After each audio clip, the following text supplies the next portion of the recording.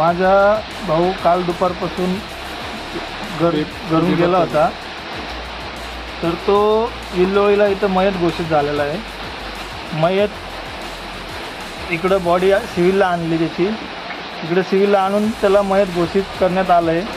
पण अजूनपर्यंत आमची प्रशासनाने एक पण कंप्लेंट घेतली नाही.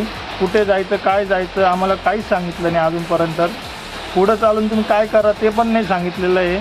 ह्या प्रशासनाला मला एकच विनंती करायची आहे, जे पण आहे ते माझ्या भावाचा घातपातच झालेला आहे, त्याचा मर्डरच झालेला आहे.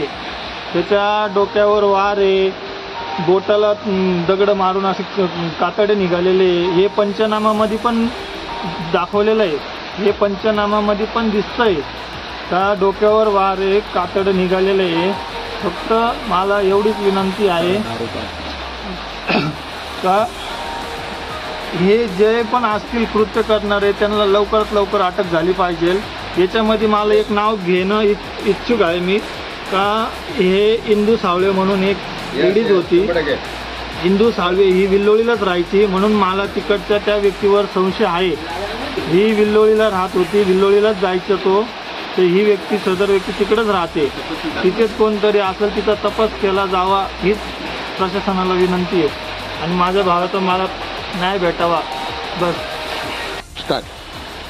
माझ्या प्रशासनाने सुरेश काशीनाथ घोरपडे एक कालपासनं बेपत्ता होते.